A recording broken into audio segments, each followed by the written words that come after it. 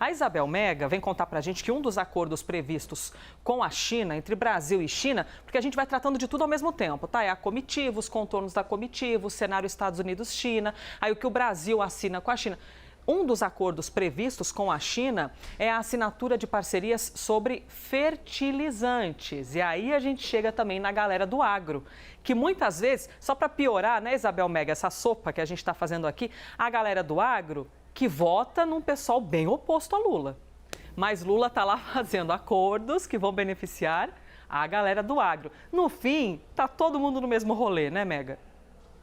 E é mais do que importante, o agro responde por uma bela fatia do nosso PIB, então temos que trazer acenos, trazer investimentos e parcerias para o agro brasileiro. Nessa hora não pode ter ideologia conflitante que possa atrapalhar, né, o nosso cenário da economia. A gente sabe da importância do agro para isso. Elisa, bom dia para você, Américo, Basília, bom dia especial para quem está acompanhando a gente em mais uma semana aqui de Live CNN.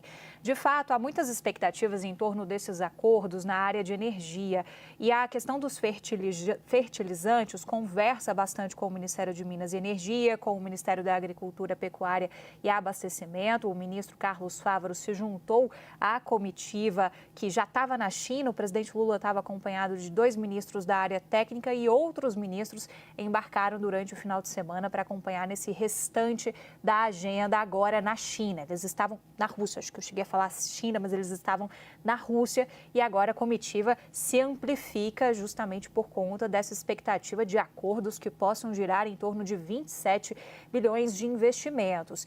E aí a gente vai pincelando alguns desses pontos. Muita expectativa em torno dos temas de transição energética. O Brasil está muito animado com essa questão dos fertilizantes, porque seria uma fábrica instalada no Paraná com uma capacidade de produção de 520 mil toneladas de fertilizantes a cada ano. A gente tem uma dependência muito grande de fertilizantes, Elisa, e você falou do agro.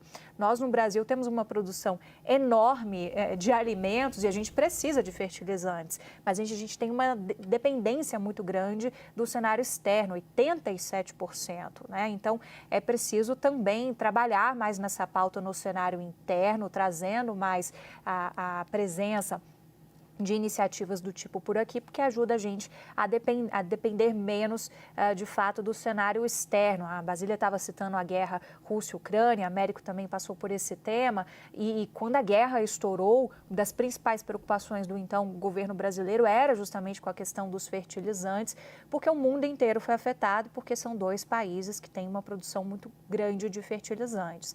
Então, há uma expectativa entre essas várias parcerias que são firmadas em diferentes áreas, também com esses estudos que possam representar uma instalação de uma fábrica no interior do Paraná com essa produção. Tem questão energética também referente a questões de energia eólica, instalação de turbinas.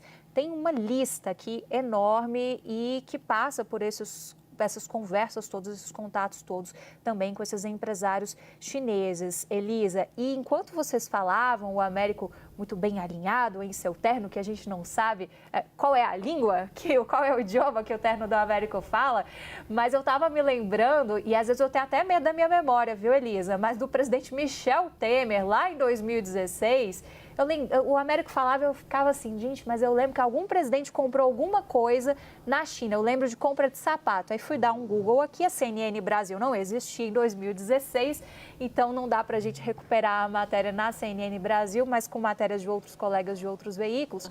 Foi Michel Temer que foi para a China, viralizou nas redes sociais comprando sapatos e quando voltou ao Brasil, o empresário brasileiro, que é bastante safo, fez o quê? Foi até o Palácio do Planalto para entregar sapatos brasileiros ao presidente da República, Michel Temer, na época. Então, não é, digamos assim, um ineditismo a gente ter presidentes brasileiros que saem fazendo compras na China, justamente porque muitos desses produtos costumam valer a pena. O empresário brasileiro está de olho nisso também.